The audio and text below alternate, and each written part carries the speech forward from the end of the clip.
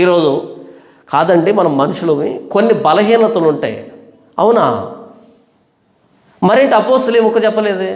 అపోస్తులు ఎందుకు ఇంత పెద్ద రహస్యాన్ని దాచిపెట్టేశారు? మనం మనుషులవి, మనకు చిన్న చిన్న బలహీనతలు ఉంటాయి అని అపోస్తులు ఎందుకు చెప్పలే?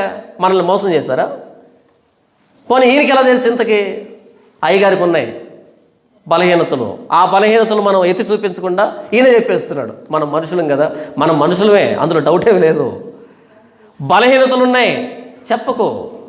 ప్రభువైన యేసుక్రీస్తు శిలువలో ప్రాణం పెట్టింది దేనికి అంటే బలహీనతలతో కూడుకున్నటువంటి క్రైస్తవులను తయారు చేయడానికి కాదు. బలహీనతలు కలిగిన క్రైస్తవులను తయారు చేయడం కోసం కాదు ఆయన శిలువలో ప్రాణం పెట్టింది.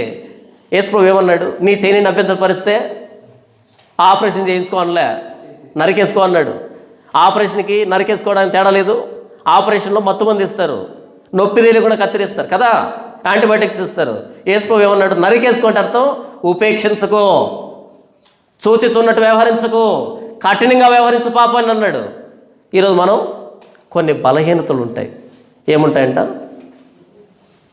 కొన్ని బలహీనతలు అంటే చిన్న చిన్న అనుకుంటారు, పెద్ద పెద్ద అన్ని వ్యభిచారాలు, దొంగతనాలు, మోసాలు, కోట్ల రూపాయల స్కామ్ ఉంటుంది మరలా, అది చిన్న బలహీనత. దాన్ని బలహీనత అంటారు మిత్రమా, పాపం అంటారు.